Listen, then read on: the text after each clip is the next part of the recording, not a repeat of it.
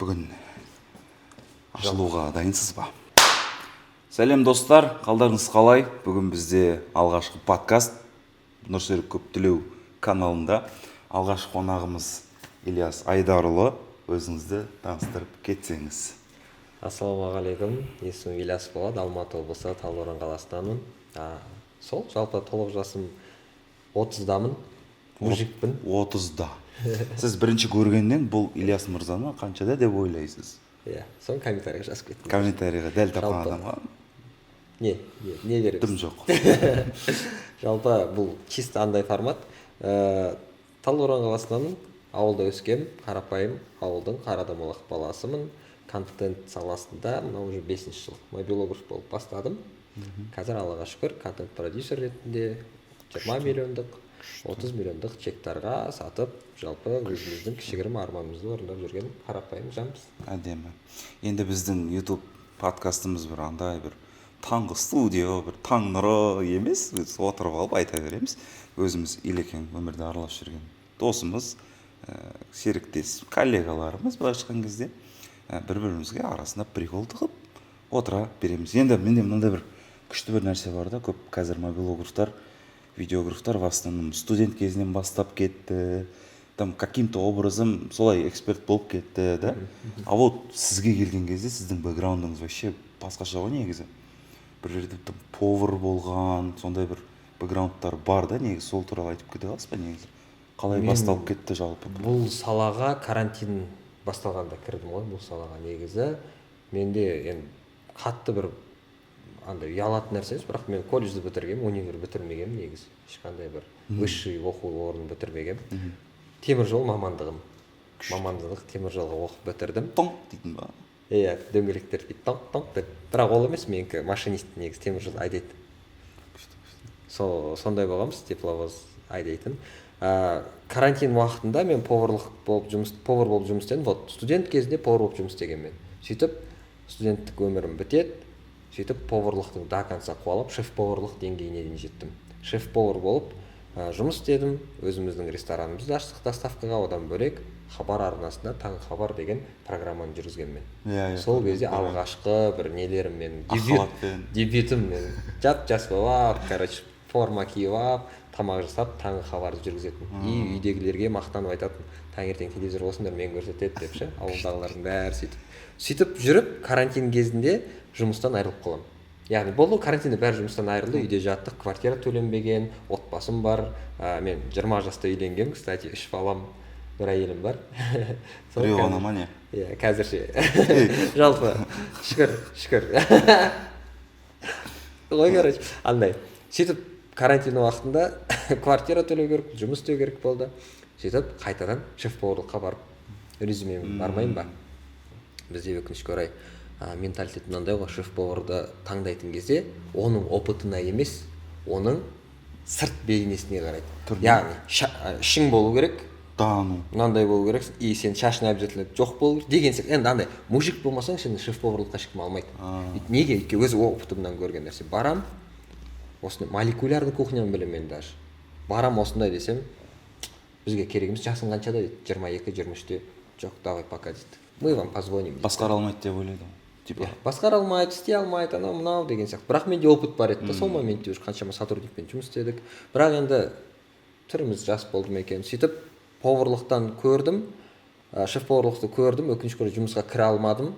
И қарапайым рядовой поварлыққа менде желание болмады. И кішкене шыны керек, іште қасарыс болды, анау мынау. Сөйтіп бір күні андай съемка жасап жүретін, телефонға жасайтын чисто. Дос балаларға түсіремін, үйтем. Дос балалар тегін мен алып кетеді. Мысалға Үшқоңырдағы парашюттан секіретін жер бар ғой. Сол қалып кетеді, мен брат жүрші дейді, маған төлейді бәрін. Мен оған просто фото, видео түсіріп берсем болды. Сосын анау ыстық суға, недегі шонжыға алып кетеді, бүкіл жол, тамақ бәрін төлейді. Бірақ сен бір-екі фото, видео түсіріп берсең болды. Сөйтіп андай ассоциация болып жүрдім да мен. Бір күні андай болады, контр ойнап отырмын балалармен компьютерный клубта. 1:6 примерно. Мэйшн примерно ұрыватсың. Сөйтіп дос бала звондайды. Ол кезде ол бауырымыз Тайыр Нұғман деген кісінің жеке наставничествосында офлайнда оқып жүрген бала болатын. И ол жылы 2021 жыл ма, 2020 жыл ғой, карантиннен кейін. 990 теңге деген марафондар білесің ғой? Мен Алғашқы 777-ге сатқам. алғашқы 990 теңге деген марафон. Ана хит болған кез. Сол кісі сондайды сатайын деп жатыр екен. Соған таргетке видео түсіру керек дейді. Бізде білесіздер, карантиннан кейін андай болып кетеді ғой, бум болады ғой, именно онлайнның заманы келеді ғой. СБС басталды. Сондай бизнес бұл, анау сондайлар кетеді. И сөйтіп сол бауырым звондап маған айтады: "Илеке, таргетке видео түсіру керек. Қаншаға түсіріп бересің?" А мен өмірімде ақшаға түсіріп көрмегенмін. Өмірімде. Маған айтар: "Брат" деп обедімді алып берсе ризасың да, например. Вот осындай сол кезде болды ғой енді. Өмірінде әлі проект алып көрмеген мобилограф или там видеографтарға не деп айтар едіңіз осы жерде сіздің опытыңызбен? Кез келген нәрсені мүмкіндік ретінде көру ғой. Жай дұрыс ортада жүріп қалғанның өзі ертең саған үлкен тапсырыс болып келеді. Жай дұрыс ортада жай жүрсең, просто көмектесіп видеосын түсіріп беріп жүрсең де, просто бұл жерде айтқым келетін артығымен беруді білу керек болды. И ол мүмкіндік болып келеді деп ойлаймын. Мысалы сізде андай бір проект түскен кезде бағаны айтып 20 мың деген кездер болды ғой енді, яғни типа бағаны айтып төлей ма маған деп қорқып еще дірілдеп, блин, съемкада андай болып кетсе ше, мындай болып кетсе ше. Алғашқы съемкаңыз сол болды ма негізі? Алғашқы съемка сол болды. Ақшаға түсірген кезде. Иә, и бағасына келген кезде мен 5000 теңге деп, қанша аласың дейді да. И мен тұрмын 5000 десем қазір көп қой деп тұрмын ғой. Ма түсірмей қойсашы деген іште қорқыныштар ғой. Айтайын ба, айтпайын ба деп ше. Енді брат деп анау нет, бір видео 15 мың нормально ма дейді. Оған жерде кетеді ғой. Қанша видео, екі видео, хотя бы басында екі видео түсіріп берші. Болды. Деген ғана түрі бермейсің. Бірақ ол сразу дос бола болған айтты: "Илеке, мен саған полный сумманы сразу бере алмаймын. Яғни предоплата берем, после продаж остатокты берем" дейді. Смело. Че я теряю? Жұмысы жоқ адам ғой мен вообще, контр ойнап отқан. Сәл негізі қинап жүрсің тегін барайын деп тұрады. Иә, негізі брат десе жарайды деп беріп қояйын деп тұрмын ғой ана жерде. Ехала деп ше. Өйткені мен оның мүмкіндік көрмедім ол моментте. Андай бір инструмент көрмедім, ақша табатын инструмент көрмедім. И сөйтіп барам, Макдональдстың алдында, орбитада, сол жақта Макдональдстың алдында түсірем, таргет түсірем. Екі форматты түсірем, яғни сторис формат, пост форматында түсірем, екі жаққа да жібереді таргетке. Прикинь, бір күннен кейін маған звондайды: "Илеке" дейді ғой, осылай атты, жесткий атып кетті. "Илеке, сен номеріңді қазір мына жақтағы бізде офлайндағы адамдарға берем, саған хабарласады." Короче, смело өз бағаңды айтты, түсіре берсеші дейді. Кайф, получается. Тупо бірінші неде сондай болды менде. Сонда инсайт, құрметті достар, егерде клиентіңізді риза қылып нәтижеге жеткізіп жатсаңыздар, бүйтіп патет етудің қажеті жоқ, просто ол адам басқа 10 досына рекомендовать етеді, 10 кәсіпкер уже сіздерде дайын лид болып тұрады. Мынандай қызықты факт бар, Нұреке. Бір довольный клиент саған 1-2 адамды ғана алып келеді да, негізі ше. Ал бір недовольный клиент саған 10 адамды отказ жасатады. Яғни қараңызшы, довольный клиент ол аз адамды алып келген күннің өзінде, недовольный ол 10 адамды отталкивать етіп жібереді сені. Сол себепті менің ойымша, егер видеографтар, контент-мейкерлер, жалпы контент саласында жүрген адамдарға менің айтарым: сен жұмысыңды качественно істе, артығымен бер, адам оны сезеді, бәрібір сезеді, энергетиканы сезеді, нәтижені көреді, по-любому ше. И вот күшті болады деп ойлаймын. Кайф. Жаңа негізі подкастқа дейін де біраз әңгімелестік. Сол кезде айтып қалдым, сізде Gallup бойынша тапсырған екенсіз. Gallup тапсырғандардың қатарында мен де жағында кірдім. Қош келдің біздің клубқа. Вот Gallup-та сізде нәтиже қалай жалпы? Адам Gallup керек па, или ол пайдасы бар ма, жоқ па негізі? Негізі мен жүрген жерімде Gallup-ты сатам. Қалай? Неге маған пайдасы тиді ғой өйткені. Мен просто Gallup деген не? Қалай маған пайда берді дегенге бір ауыз сөзбен жауап бере аламын. Gallup мен 10 жылымда эконом жасады. Базар жоқ. 10 жылымда эконом жасады. Яғни адам жалпы тал бесіктен көр бесікке шейін негізі білім алу керек қой негізі. Но көбі қазір сен де көріп отқан адам өзін таппай жүргендер өте көп қой. Келісесің ба? Біз де өзіміз таппай жүрдік қой. Бірақ мен қазір өзімді айта алмаймын, типа болды мен өзім таптым деп айта алмаймын. Мен де айтамын. Өйткені ол бір нәрсені істедің, өзім табылды, өзім табу деген ақша көп тауып кету деген өзім табу емес қой негізі. Ішкі қалауың не. И сөйтіп мен Gallup тапсырамын. Gallup тапсырмас бұрын, прикиньте, мен өзімнің плюс качествомды минус қылып жауып жібергем ғой.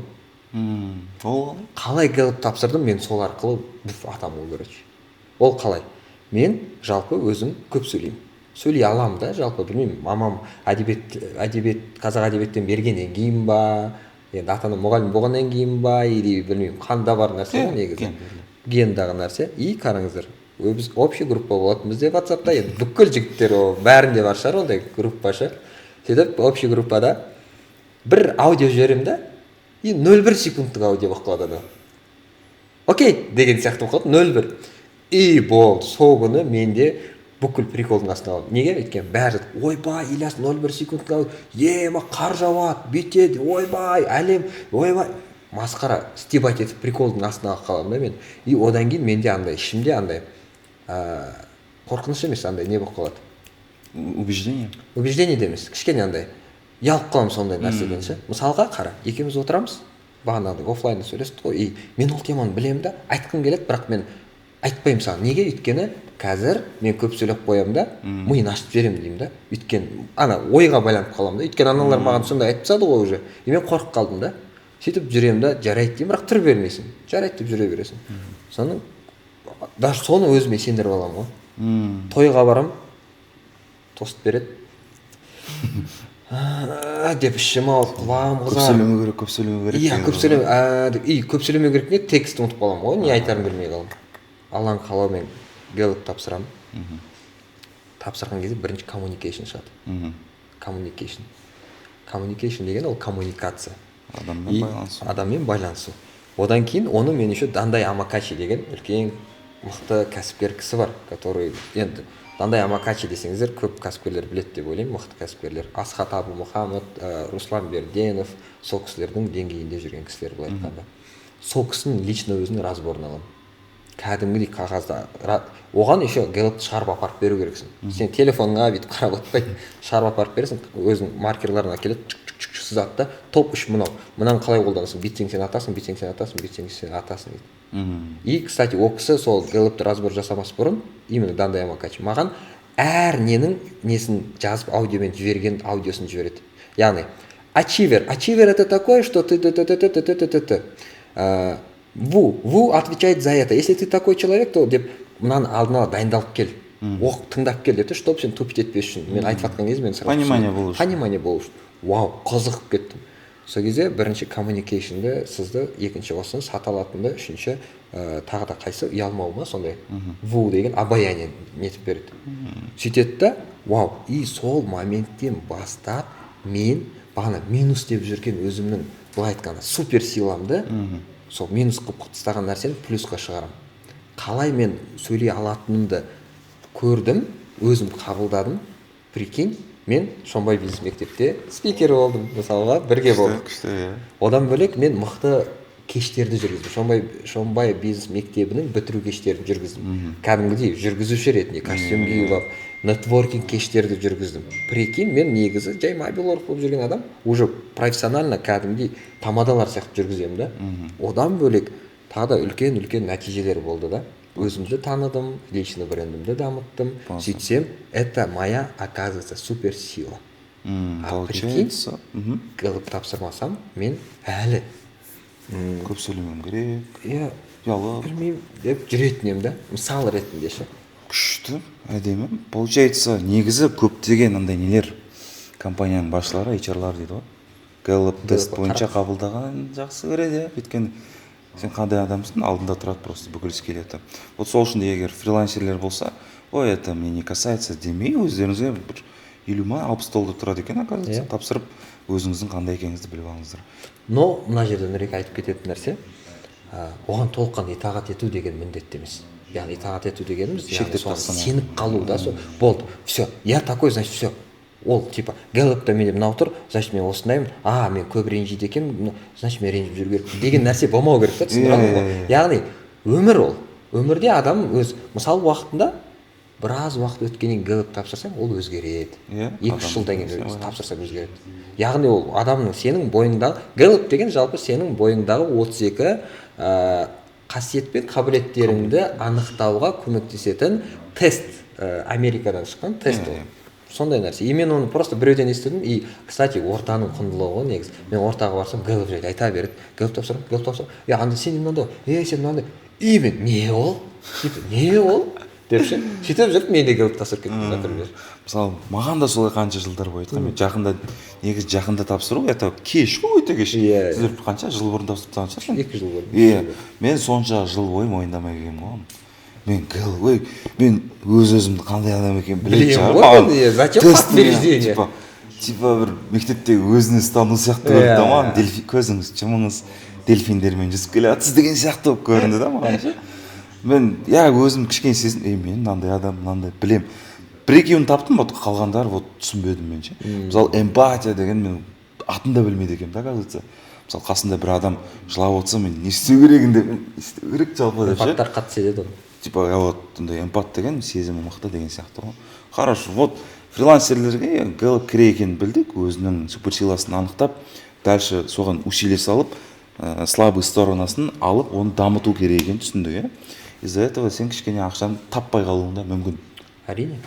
Мен қазір соңғы уақытта именно личный бренд деген теманы көп айтамын ғой. Көбісі личный бренд дамытқан кезде типа позиционированием қалай болу керек, қалай жұмыс істеймін деген нәрселерді көп айтады да. И ең көп қойылатын сұрақ мен қалай лояльность арттырамын.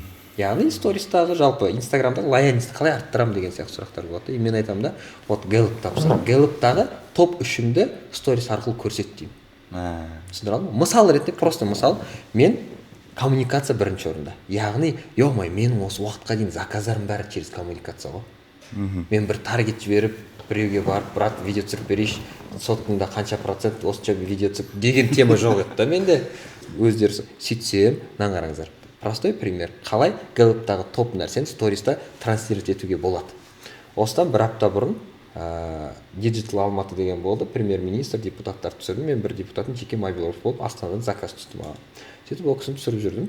Бірақ түсіруге тапсырыс түсті. Сол моментте мен тұрамын да кімге шығамын? Шәкіртіме шығамын. Ол премьер-министр Майбелоров, одан сұраймын, контенттің бәрін қалай түсіремін, бұл кісілерге қандай контент жасау керек деп заранее көрдіңіз ба? Уже мен андай не түсіремін демеймін, мен керек адамға звондап сұраймын. Бұл мемлекеттік госзаказдарды қалай түсіру керек деймін. Ол айтады, мен көбіне идеяны Ақорданың президенттің парақшасынан аламын дейді. Тоқаевтың президенті. Вау, круто, хорошо деймін да, қоямын да президенттің Майбелоровына звондаймын. Сапарбекке звондаймын. Брат, осылай қандай контент жасау керек, жалпы сен білесің ғой. Енді атамызды түсіріп жүрсің ғой, сен енді жақсысың ғой деп. Брат, қазір саған кешке босанып жазамын деді, кешке қарай телеграмға 5-6 музыка жібереді. Сосын именно диджиталды қалай түсіргенін 2 видеосын жібереді, как исходник ретінде. Сосын аудиозапись жібереді. Брат, осылай түсіресің, мынандай крупный план, мынандай басты мынандай болсын, басты амандасқан кадр болу керек, сөйлегені мынандай ракурста болу керек, ол кісінің примерно мынандай ракурсы бар, анау и мынандай 2 киноны көрші. Вроде бегущий по лабиринту деген сияқты, там бірдеңке из будущего деген киноны көрші, соны идея аласың деді. Болды. Енді қараңыз, за счет коммуникации мен ертең менде съемка, бүгін ғанда қарадым да, тағы да 1-2 музыканы қостым да, болды, ертең бардым да, тупо түсіріп бардым да, монтаж жасап бере салдым. За счет коммуникации біраз қадалудың алдын алдыңыз. Егер прикинь, егер мен онымен сөйлеспесем, мен барып, ассалаумағалейкум ағай, қалай түсірейін сізге? Мына бола ма, қарашы, мына бола ма, болмай ма? Бола ма, болмай ма? Болмайды. Енді қалай түсіремін деп, уверенно келдің, дың түсірдің, я вам скину рилс, можете выложить дейсің, болды. Можете посмотреть демейсің да ғой. Можете выложить сразу дейсің да. Өйткені уверенность, өйткені мен біліп тұрмын да. Это коммуникация, көрдіңіз ғой. Соны мен не істеймін? Сторисқа транслировать етемін. Достар, маған осындай заказ түсті. Бірақ менде уайым бар. Неге уайым бар? Реально. СГО дегендер, мен живую көрдім оларды. Служба государственной охраны, ол кісілер жесткий. Өте жесткий. Қатал ағалар ма? Құры дейді. Кәдімгі реально, құры дейді. Ана жерде журналистерді, телеканал ешкімді кіргізбей қойды. Олар масқара енді. оларға ешкім заң жоқ та, былай айтқанда жесткий нетеді да. И сөйтіп, оказывается, коммуникация арқылы мен былай айтқанда 2 күнге енді 6-0 бар суммаға келесі барып істеп кеттім, например. Плюс ананың бәрін стористе көрсетемін. Сол стористе көрсету арқылы менде лояльность пайда болады адамдарға. Бұл адамдармен күшті қарым-қатынас жасай алады деп. Неге өйткені мен жүрген жерінде барлық адамнан фидбек сұрап жүремін. Енді тенденциялар туралы сөйлесек, енді 2020-21-де мобилография, ол кезде әлі көбісінде білім жоқ, инфобиздің шарықтап тұрған шегі, содан кейін не болды бізде? Содан кейін рилстар кетті, рилстар дүниеге келді, уже жұрттардың бәрі рилс түсір деп айтты. оның арасында қышыма рилстар пайда болды. Оған дейін просто рилстар еді, менің мұртым мынандай, шашым мынандай, бала кезімде осындай еді, олар біреу өтті, біреу өтпеді. Қышыма рилстар жақсы кетті. бәрі Жақсы кетті, өйткені адамдар триггердеді. Ал одан кейінгі тенденция қайда кетті? Продажаға бағытталған рилстар деген кетті. Сосын кәсіпкерлерді жарыққа шығару кетті. Пранк арқылы. Былайша айтқан кезде развлекательный контент, эмоция тудыратын контент, сол арқылы ірі кәсіпкерлерді Инстаграмда, ТикТокта түрін таныту. Компаниясы бар кәсіпкерлерді. Сол жайлы сөйлессек. Қазіргі сіздің проектіңіз. Келіссөз қалай жүрді? Ондай ірі кәсіпкермен қалай келісуге болады? бәрін айтайын ба? Атын қалай білемін. Шағын білемін қазір. Жалпы бұл келіссөздер 1 ай бойы жүрді. Негізі 20 миллиондық чекқа жабылды ол кісі. Услугамды саттым. И негізі ол кәсіпкерлер бәрі қасқыр негізі. Мен қасқырлардың ішіне қой болып қалдым ғой. По факту айтқан кезде қазір бұқпасыз, бұқамасыз, шынайы шындық деген сияқты. Реально қасқырлардың ішінде қой болдым. Жүрдім, көрдім. Бірақ Аллаға шүкір, қайтадан орта, кстати. Нетворкинг. Сол салада істеп жүріп, айырып жүргендермен таныспын просто. Соларға шықтым прямой. Брат, осылай ұсыныс келіп тұр, қалай жұмыс істеймін?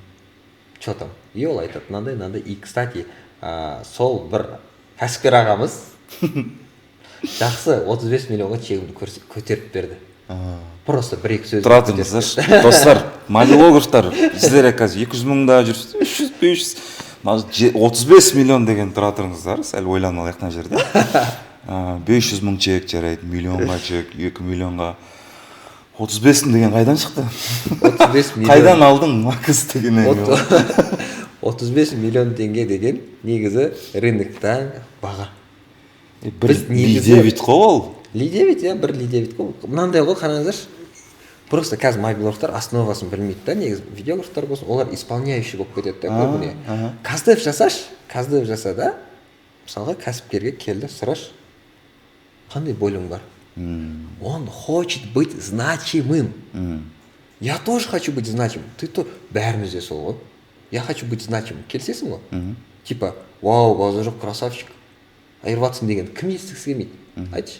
Бәрі естігісі келеді. Ал кәсіпкер тем более естігісі келеді. Өйткені ода ақша бар. Кәсіп жасалып жатыр, автоматизация бар. И все, он шетелде де жүрді, анда да жүрді. Не керек енді? Бәрі жабылып жатыр да, жағымен бүйтіп гештальттар. Влияние деген нәрсе сатып ала алмайсың. Мысалы ретінде неге маған 20 миллион беріп личный брендін дамытып жатыр? Лучше гифқа 10 миллион берсе, 2 айда 1 миллион оқырман жинап алады. 2 айда 1 айда 1 миллион оқырман жинап алады ғой. 15 адамға гифқа спонсор болса. Но оны ешкім танымайды ғой сосын. Отписка жасап кетеді ғой еще. А мен сценарий бойынша тұлғалығын, соның бәрін бүйтіп көрсету арқылы шығарамын деген ғой. И келіссөздер бұл жерде өте оңай болған жоқ. Ол кісі мендегі қазіргі таңдағы эксперттердің бірі, ол Шымкентский. Шымкентский болғаннан кейін өте келіссөздер қиын болды. Яғни, сразу айтайын, что было понимание, 35 миллионнан сразу 20 миллионға түсіп кетті ол баға. На месте түседі ғой. 35-тен сразу 20 миллионға түседі. И мен хорошо дедім. Негізі бастапқы намерение 20. Негізгі бастапқы намерение, негізі ақша емес еді. О, это круто сказано. Бастапқы вообще ақша емес еді. Опыт. Или?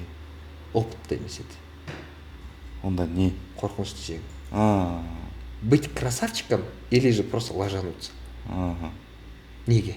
Өйткені там же бұл, типа, осындай, егер 1 миллионға оқырманға жеткізсем, мен саған тағы да камера 70-нен берем деп тұр да, яғни 12 миллион теңге тағы берем деп тұр. Мен айттым, братан, давай, камера 70 керек емес, өйткені менде Hyundai Sonata 2022 жылғы Sonata N-Line бар да.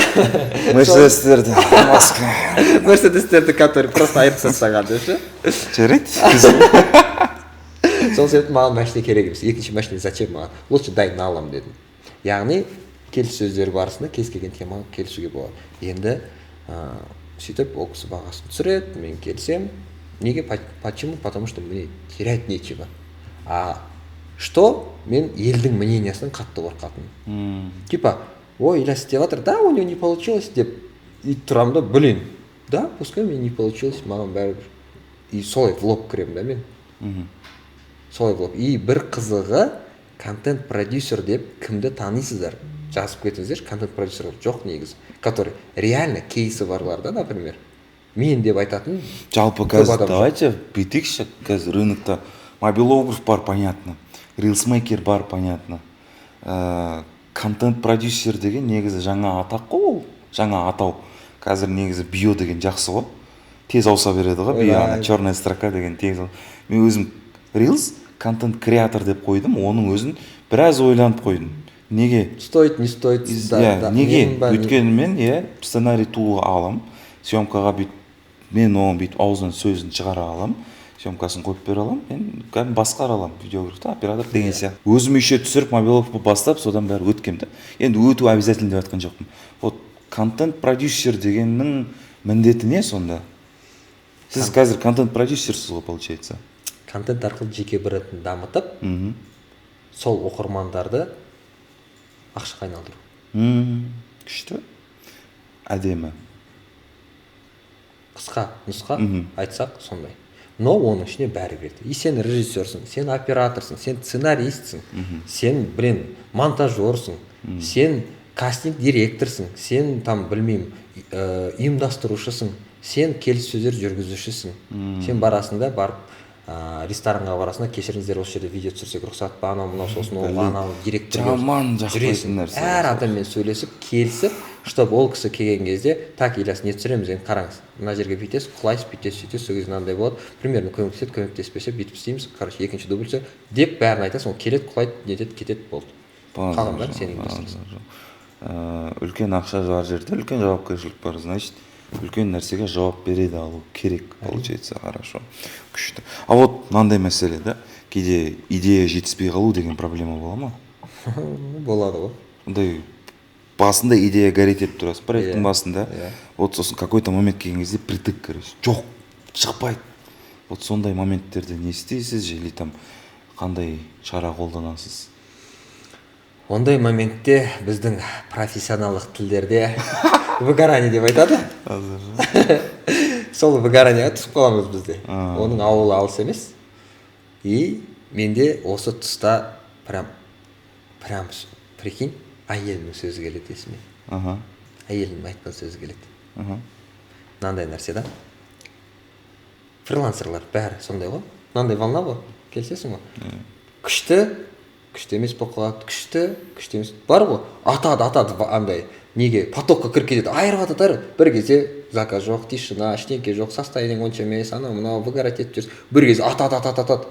Яғни бір линия тұр, сол линиядағы мына нәрсе, мына моментте сен көтерілдің, мына моментте түстің. И сол моментте менде мынандай болады. Мен өте қатты выгорать ететін адам, мен творческий адам болады деп ойлаймын ол нәрсе. Серегатор болып кетеді өмірің, іштеке қызық емес болып кетеді, сондай нәрсе. Ұйықтайғың келеді, организм нетеді. Неге өйткені ана драйв болмай қалады да. Сол кезде мен үйде жатып қалатынмын. Мынандай картина бәріңе таныс шығар деп ойлаймын. Үйде жатасың, шашың май, душқа түспегенсің, ноутбукты ашып аласың, чипсы жеп отырасың. Сіз неге менің январдағы кезімде айтып отырсыз? Сөйтіп отырасың да, бүйтіп андай. Еще қолың не ғой, чипсыдың несі ана нең май болып қалады еще. Кино көріп отырасың да. Телефон ауыспай қалады. Бүйтіп қоясың. Бүйтіп сүртесің, дальше бүйтіп отырасың. Максимум мусор шығаратын шығарсың деген болды. Басқа шықпайсың да, сыртқа да шықпайсың да. И вот сол моменттерде мен түсінгенім әйелім. Мамам, әйелім. Әне. Қазір подкаст жазып жатыр, подкаст съемкадамыз. Кого выберешь ты, когда позвонила мама или жена? Екеуі де айтып ба. Осында рилс шығарсаң атады. Өйткені комментарий жазады. Осын қисал жүрек. Өйткені реально адам комментарий жазады да. Өйткені біреу мама святой дейді, біреу әйел анау дейді, короче. Срач болып атады жақта. И короче, әйелімнің бір айтқан сөзі бар. Сіз осындай состояниеға ай сайын стабильно түсетін адамсыз ғой дейді да. Стабильно түсесіз ғой. А давайте бүйтейік. Сіз состояние түскен моментте давайте от души қыдырайық, демалайық. Сөйтсем, өзіме анализ жасасам, атып атқан кезде, сен атып атқан кезде жұмыста айыр. Занимайся любовью с работой. Ал когда сенде мына вибрация уже сенде жұмыс азаяды, вибрацияң төмендейді, и сен неге кетіп бастайсың ғой, выгораниенің тұңғиығына түсіп бастайсың ғой, сол моментте просто мен демаламын. При том, что отбасыммен демаламын. Шымбұлаққа кетіп қаламын, Ойқараға кетіп қаламын, Көлсайға кетіп қаламын, атта барамыз деген сияқты ше. Енді олсыз балалармен кетіп қаламын мысалға. Барып неден автоматтан, қару-жарақтан атамыз, например, сондай нәрсе. Автомат қару-жарақ ол пейнтбол, ойын. YouTube блокқа тық болу үшін. TikTok блокқа тық болу үшін. Может быть. Ойын, короче. Шын, вообще қоймайды дейсің ғой. Осуждаю деп ше. Спецназдан бірге атқанбыз бізде, қоймайды дейсің ғой, короче. Вот сондай. Сол кезде, короче, түйін мынандай ғой, Нұреке. Именно бір төменгі вибрацияға бағана идея жоқ кезде мен просто демаламын. Неге демаламын? Өйткені өз-өзімнің құндылығымды өзім сол кезде түсінемін да. Мен жұмысты бірінші орынға құндылыққа қойып қоямын. Сосын барып өмір екінші рөлде қалып қалады да. Сол кезде Алла тағала сенің идеяңды алып қойғаннан кейін сол кезде түсінесің, өмір маңызды екен ғой. Жұмыс деп өлмеу керек екен ғой. Өмір бірінші орында екен ғой. Құндылық отбасыңда, жақындарыңда, сыйластықта, жақсылықта. Не так, чтобы жұмыс деп Мұрат Әбділданың сөзі бар ғой. Жетсі сол сияқты негізі қаңтардың басында менде операция болғаннан кейін, наркоз болғаннан кейін, и наркоз, оказывается, 20% депрессияға уже жол ашып береді екен. И еще уже сен новогодний немен уже демаласың, бәрі демалады ғой, 2 аптада демалып жатып. И ол да әсер еткеннен кейін, блин, ломка кәдімгідей, не істеп жатыр, вообще бағытты ауыстырам ба деп ше. Сол үшін де қазір уже бағытты ауыстырам ба. Кстати, осы темаларды мен ортада көп адамдарды көремін. Блин, күшті жұмысын істейді, күшті түсіреді. Видениесі бөлек, яғни көзқарасы бөлек. Енді өкінішке орай біздің рынокта бір адам бәленбай мыңға курс сатқаннан кейін бәрі сол вкусымен кетіп қалып жатыр ғой енді былай айтқанда. Өзінің индивидуальный вкусы. Қыран Талапбек. Айтайық, идеальный вкусы жоқ та, ешкім андай индивидуальный вкусы жоқ та. Шаблонға кіріп кеткен. Қыран Талапбек қалай түсірді, бәрі солай түсірді. Мен де солай түсірдім, сол музыкасы молдан деген сияқты. Дальше басыңды өйтіп шығармасаң, вот шығармасаң, и вот сондай ерекше өзінің стилі бар адамдар болады. Красавчик деп лайк басып прям қолдаймын, мен танымасам да ше. Но өкінішке орай тіркеліп те алып аламын. Біраз уақыттан кейін қараймын, вообще жоқ, тишина. Просто кетіп қалады. Жоқ. Өйткені выгорать етіп кетті, болды. Орта болмады, цель болмады, анау болмады. Главный сол орта ғой. Орта өте маңызды. Үйде жалғыз жатып қалсаң, достарым, базар жоқ. Әртүрлі орта болады ғой, дін бойынша, сала жұмысың бойынша, андай бір не бар. 30% өзінен жоғары орта, білім аласың, үндемей отырасың. Бірдей орта 30%, обсуждать етесің, 30% үйретесің. Дегендей орта болса, скорее всего, депрессия, выгорание аз болады деп ойлаймын. Менің ойымша депрессиядан шығаратын ең күшті мен қолданатын бір іс-әрекеттер бар. Ол түнгі 2-де 3-де бәрі ұйықтамайсың ғой, телефон шықлап жататын бар ғой. Как раз ЛЧ еще. Сол моментте мен бүйтемін көбіне. Өзім соны істеймін. Постымды астына түсемін да, астынан қараймын. Неге бірдей? Білмейсің. Базар жоқ. Мынандай, сол кез көзіме жас келеді. Мотивация ғой. Еркекше айтамын, жылағым келеді ше. Қалай істегем дейсің ғана. Басынан қараймын да, зеленый кезім, андай болмайтын, вайн түсірген кезім, болмайтын бір бәле бүйтіп көтеріп жатырмын да, бір моментте қараймын, шетелде жүрмін, бір моментте мынандай блогермен жүрмін, бір моментте машина алғам, бір моментте мынандай Дубайға барғам, Умраға барғам. Ильяс, мынау сен ғой? Тақ. Сен Америкада жүрсің ғой, Ильяс? Сен не жатсың ау дейсің да? Дейсің да ана. И андай келеді. Мен осы уақытқа дейін істейтін нәрсемді істеп, әлі істейтін де көп екен ғой дегеннен ес жиясың ғой. Сөйтіп мен выгоранияден тез шығамын. Яғни істеп тастағаннан кейін сен әлі бастапқы андай не десің, осы жолда келатсың деген әңгіме ғой, типа. И сен біраз нәрсе істедің, Ильяс, беріліп қалатын күнің емес бұл сенің. Типа бір болмайтын нәрсе үшін страдать етіп, қиналма сен деген сияқты нәрсе болады да. Ананы көргеннен я это сделал, оказывается. Результатты байқамаймыз неге? Өте қиыны біз өзімізді құнсыздандырамыз. Қатты құнсыздандырамыз. Лично мен өзіме солай айтамын. Мен өзім қатты құнсыздандырамын. Но қарап тұрсың, 20 миллионға кім сатып жатыр өзінің услугасын? 20 миллионға. Кім бір күннің ішінде бір-ақ күнде 100 мың оқырман жинап берді экспертіне. Бір-ақ күнде 100 мың оқырман жинадық біз. Еще ол кәдімгі органический. Органический, живой, без гива, без ничего. Ё-моё, кім жасап жатыр? мақтана алмаймыз ғой, айта алмаймыз да, өйткені енді обосрать етіп тастайды ғой. бір күнде 100 мың оқырман, ой сен ана ақшаға бүйтіп дей салады, короче, бүйтсем, ой сен өтірік. Содан не керек, амал жоқ, құнсыздандырып қаласың да, өзін құнсыздандырғаннан кейін өзіңнің қабілетіңді өзің жабасың да, өшіріп жүресің. Бір эксперттер бар ғой, кәдімгі кішкентай нәрсе істесе де күшті болып трансляция сондайлар бар, иә. Болмайтын нәрсе істейді, бірақ андай бір Америка ашқан сияқты айтады. Әдемі қылып жеткізе алады. Иә, күшті болып айтады. Ал мынандай кейбір реальный эксперттерде ондай бір бөлісу қабілеті бір нашар болып келеді. Скромничать ету ше. Вот может, блин, бізге бір психологқа бару керек. Сондай керек сияқты ау. Негізі мынандай нәрсе ғой. Бәрімізде травмалар бар, қорқыныштар бар. Бірақ адам қазіргі таңда мына нәрсені айтқым келеді. Енді контент-мейкерлер көреді деп ойлаймын. И оларда көбінде мен қанша адамдармен каздев жасаймын ғой. Сөйлесем, общаемын, мен көшеде көріп қалған адаммен сөйлесе беремін мен. Коммуникейшн бір түсінесің ғой. Елеке ассалаумағалейкум, қалайсыз? Уағалейкум, қаяқтасың? Не істейсің деп қойып әңгімені жібере беремін да мен. Ешқандай не жоқ. И сол кезде мен мына нәрсені түсіндім.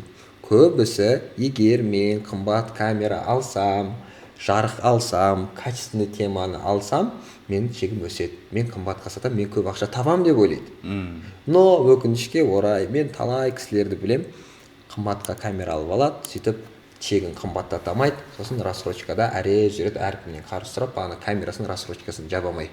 Соның соңында жігіттер камера сатам, осындай дейді да, камерамен түсіру жалпы не өтірік ол деп жүреді, например. Но мен ондай адамдарға айтарым, сен камераға емес, сен объективқа емес, сен оборудованиеға емес, сен мына жаққа салу керексің да. Мен осы именно контент саласында, именно видео саласында бір көп курс оқымадым. Мен основной наставница болсын, курс болсын, оның бәрі мышление, убеждение, психология, сондай нәрселерге байланысты. Ішкі рух, ішкі жан дүние, сондай даже қаһарман деген курсқа қатысқан мен тренингқа, ол еркектерге арналған тренинг, например. Оған да қатыстым. Неге? Өйткені ішіндегі нәрсеңе сенің еркектік мысыңа әсер етеді. Мына жаққа емес, мына жақтан бұрын мына жаққа да. Мынаған емес. Осы тұста бір нәрсе айтып кетейін. Көбісі қымбат камераны сатып алуға әлі мүмкіндік болмаса, мына жағыма салып аламын десеңіздер, арендаға алуға болады. А вот аренданы қайдан аласыздар? Біздің артымызда BQ Rental деген бар. BQ Rentalда кез келген Sony болсын, Canon болсын, светтерді, объективтерді сіз кәдімгі жақсы бағада, ыңғайлы қаланың ортасынан ренталға аласыздар. Даже BQ Store'дан сол камераларды, светтерді, объективтерді сатып алуға да болады. Тық жіберейік та. Дәл осылай, любой рекламаны айтып жерсең де болады. Мынандай нәрсе ғой, қарашы, Нұреке. Мен 20 миллион чекті мынаған жаптым. Телефонға? Мен бүкіл видеосын телефонға түсірем. Блин, это возможно, ё-моё. Зачем мысалға да? Нет, если клиент требует от тебя, проблема же камера. Это круто. Но, блин, для начала сделай этим. Мынаумен да істей берші. Дәлел саған 20 миллиондық чекқа мен телефонмен жауып отырмын. Бауыржан Бекмырзаға кірді, қарады, видеоларын қара. Ешқандай бір не жоқ андай. Киношный кадр жоқ. Мен мойындаймын. Киношный кадр. Өйткені уже реально социальный эксперименттер, пранктар. Ол жерде мен постановочный кадрларды бүйтіп не тамайсың да, яғни бүйтіп мына жерде құлайсың деген нәрсе. Бірақ кейбір моменттерде біз маркетингтің несін тоже қолданамыз сөйтіп. Но өкінішке орай прям киношный шығарамаймын мен. Неге? Өйткені ондай мүмкіндік болмайды. Яғни качествоға қадалып қалған жоқпын. Адамға качество қатты маңызды емес, нәтиже маңызды. Кәсіпкерлерге де қатысты. Үлкен чекке алатын, мысалы, үлкен чекке біреу сатып жатса, мынандай нәрсе жоқ. Қымбат немесе арзан деген нәрсе жоқ. Ол ақтайды ма или ақтамайды ма деген нәрсе бар да. Маркетингте сондай нәрсе бар. Типа, сен жарайды бір миллионға өзіңнің кез келген услугаңды сатасың, может таргет, может рилсы. Из-за одан ақтай ма? Там, допустим, 15 рилс түсірдің. Одан қанша лид келеді, ол лидқа сенің продуктыңның средний чегі қанша, и сен қанша сата аласың. Если ол там миллион теңгені 6 миллион қылып шығарса, Каспий жұмада ұрып тастап ше, мысалы 0024, 14-15-16 февральда да. Ұрып тастаса дальше. А вот ол ақталды деген сөз да. Кәсіпкерлер в основном ол ақтай ма или ақтамай ма деп қарайды. Оларға маңызды нәтиже. Сол үшін де сіздің услугаңызға тек қана действиеге бағытталған әрекеттерді там емес, нәтижеге, реально результатқа бағытталған әрекеттерді қосып сатсаңыз, тогда қымбатқа сату мүмкіндігі жоғарылайды деп айтар едім. вот сіз 20 миллион мысалы кәдімгі телефонға сатып тұрсыз ғой, сіз айтқан жоқсыз ғой, мен Sony FX3 пен жаңағы 70-200 мм объективпен мынандаймен түсіремін деп айтпадыңыз ғой мысалы да. Ол жақта ондай әрекет істеген жоқ. Вот дайын кейс мысалы. Коммуникацияң күшті болса, ортаң күшті болса, и ол кісімен мен қалай таныстым, ол заказ қалай келді? Қалай келді? Ол орта арқылы келді. Орта арқылы. Бізде кәсіпкерлер бар Алматыда. Мықты кәсіпкерлер, жастары осы средний сегмент дей ма, жалпы орта жастағы адамдар ғой, бізбен қатарластар да, которые реально істеп жатқан кейстары бар, жақсы тауып жатыр қазақтың қарапайым жігіттері. Сол кісілермен біз баняға барамыз. Баняға барған кезде біздің счет кемі миллион 200 болып шығады. И мен басында кішкене ұялатын, барған кезде қысылатын, қорқатын, төлей алмай қалам ба. Неге? Өйткені әр адам бір 80 мыңнан 100 мыңнан береміз. Сондағы бар жоғы сағат кешкі 6-та дейді, бірақ 8-де барасың кешігіп, 12-1-ге шейін. Сонда бір 3-4 рет парға кіресің, первый, второй деген тамақты нені ішесің, мысалға болды. Сөйтсек, алдында для интереса чегін қарадым, чекті қарасам, банный полотенце 7500 арендасы, шлепанцы 3500 арендасы, халат 7500 арендасы, бір су 3000 теңге тұрады. Тастайдың суы. И мен басында ұялатым да, кейін өзіме ренжідім. Смыслен сен не аласың? Сен осындай ортада сол деңгейде жүру керексің деп өзімен етем да, наоборот өзім ұйымдастыратын, өзім баратын баняға. Сөйтіп сондай нәрсе болатын. Сол моментте сол кәсіпкер сол жаққа келген. Сөйтіп дастарханда ассалаумағалейкум, танысып кеттіңдер, таныстырды, бәрі-бір танысып, мен өзім таныстырдым, ол кісі таныстырдым. О, жақсы. Бір касание кетті. Группада екінші касание кетті. Үшінші касание, соответственно, ол кісі рыноктан іздеді. Так, менің личный брендімді көтеру керек, кім маған істеп береді оны дейді. Сөйтеді да Қыран Талапбекке шығады. Қыран Талапбек ол, соответственно, мен істемеймін деп, өзімен даже сөйлесе алмайды ол. Көмекшісі Айдарханға береді. Айдархан тұрады да басқа бір баланы жібереді, ол тұрады да мынандай сумма дейді, оған келіспейді. Енді ол, соответственно, болмайтын сумма айтқанда, например. Енді логичный емес сумманы айтқанда, например. Сөйтіп маған шығады, Елеке, осылай, мына адамды көрдім, сені тыңдағым келеді. Че там? Условия мынандай, че там?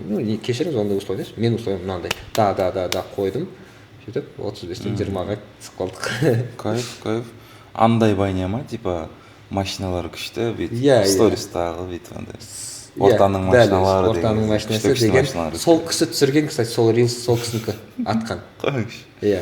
Мына балалар, ортаның жігіттері, мынаны қараңдар, гелик, мынандай, мынау зикір деп түсірді ғой. Сол жерде, сол баняда мен болғам, и сол жерде балалар түсірген. И бәрі андай байдың балдары деп әдейі айтты да. Қараңдаршы, байдың балдары деп. И елге бағанағы триггерный сөз байдың балдары қанды ішті осылар. Әкесі анасы алып береді да, мажориктер жүреді, әрқайсысы гелик 570, осыны айдап деп ше. Байдың балдары негізі баняға қарағанда Есентайдың парковкасынан іздеп табасыздар негізі. Байдың балдары Қазақстанда жоқ қой. Бәрі шетелде кайфовать етіп жүр ғой. Енді нормальный байдың балдары ше, который. Может быть, хорошо. В основном ана кәсіпкерлер айтады ғой.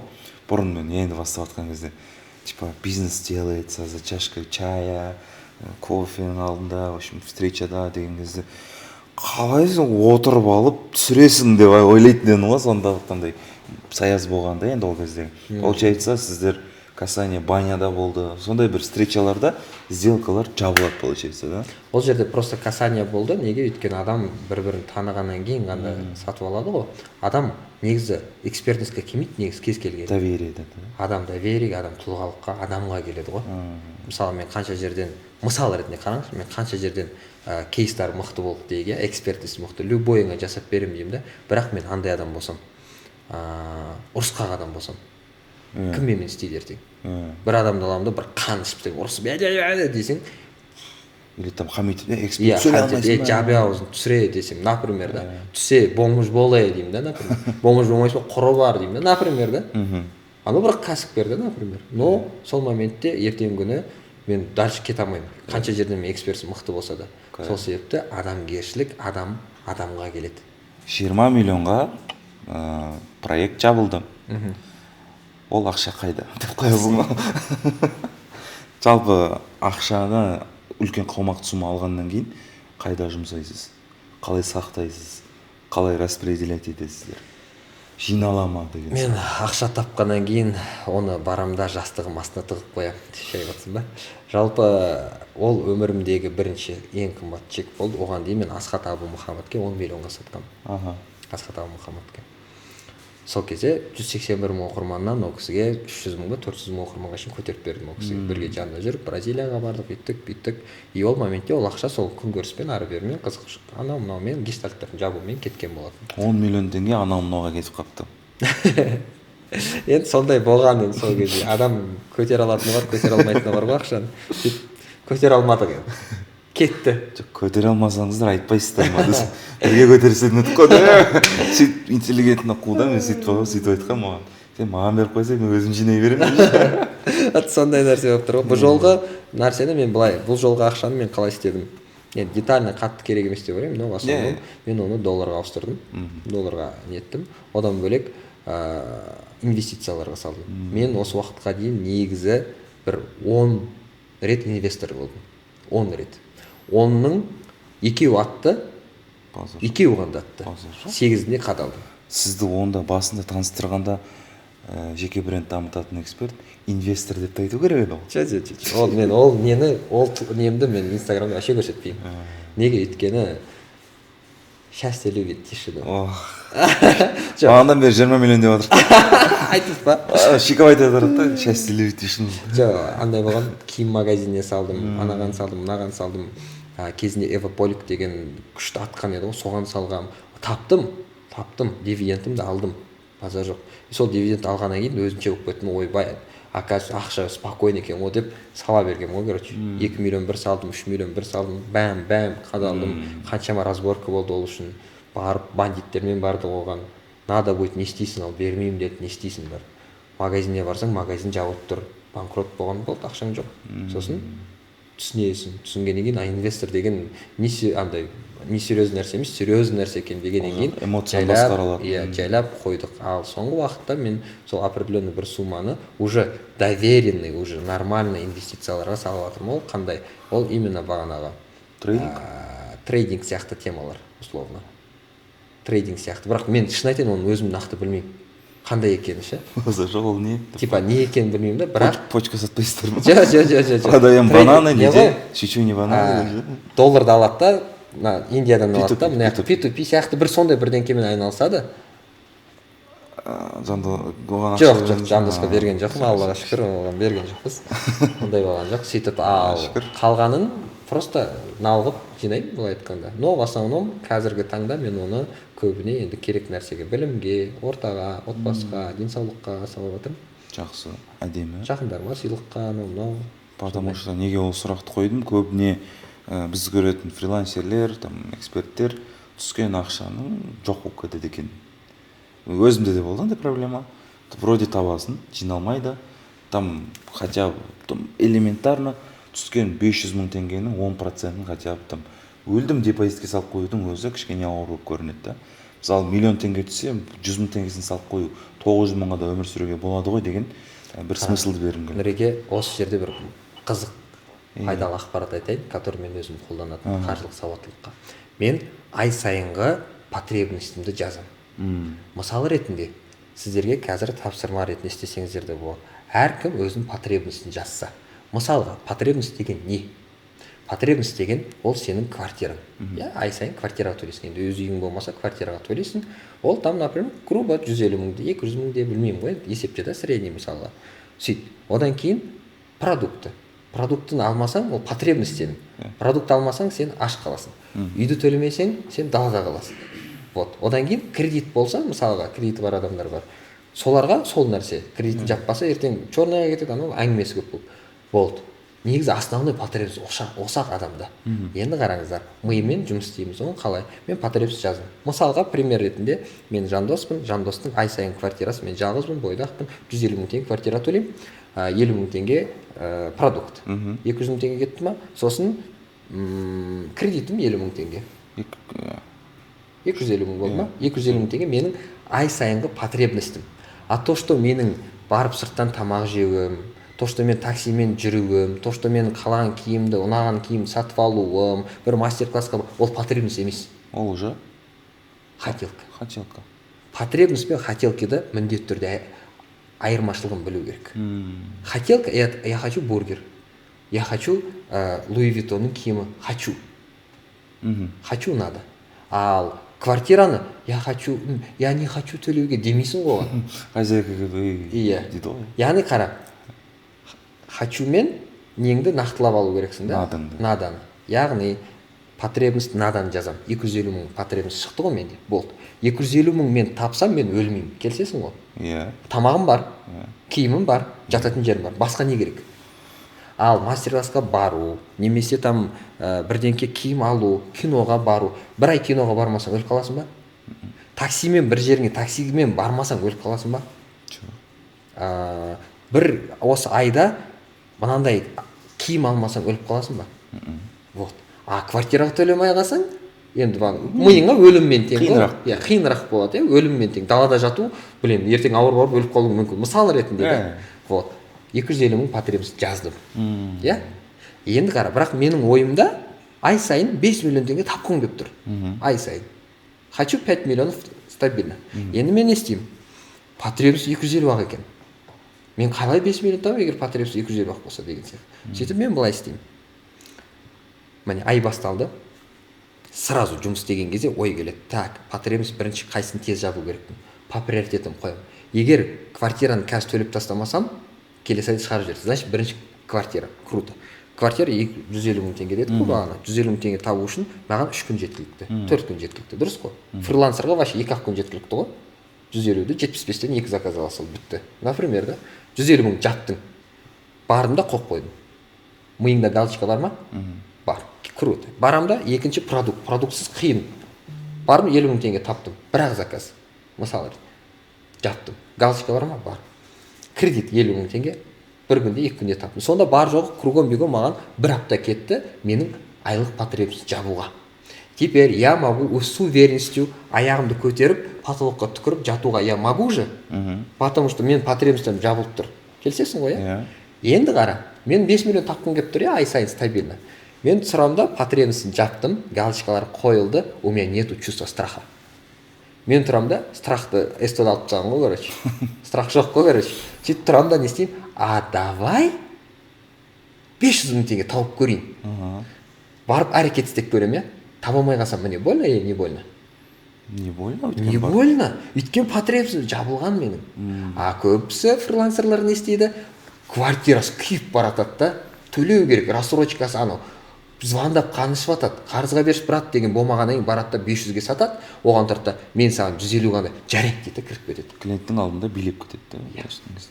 Сөйтіп 150-ге сата салады, кетеді. Прикинь, сен потребностьін жапта, сен есепте, потребность жауып ал да, болды. Одан рисковать, пожалуйста, рисковать ет, пожалуйста. Давай енді 500 мың тауып көрейін деп істеп көрдің, получилось же. Давай енді миллион тауып көрейін. Бар да, менің условиям миллион деп сатып көр. Саған жоқ десе сен өліп қаласың ба? Өлмейсің.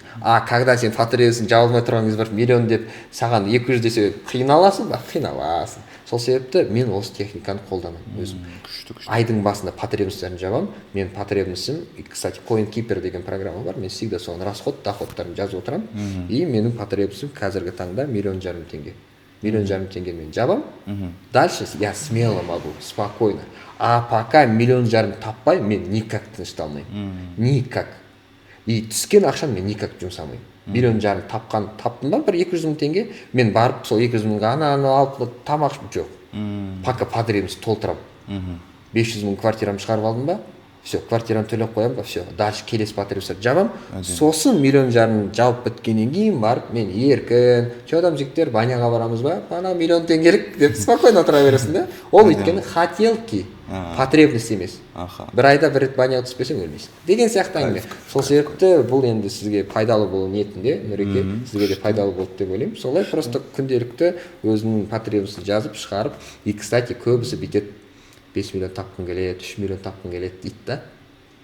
И андай потребностьін білмейді қанша екен. Яғни санай алмайды да. Ал ми қашан жұмыс істейді, четкость көргенде жұмыс істейді. Келсесің ба? Детальді көрген кезде. Деталь. Так, мұнан оңға бұрылам, мұнан солға бұрылған кезде. Қарапайым съемка ғой. Съемкаға сен сценарийсіз болсаң, не түсіріп, не қойып білмейсің. Мысалы.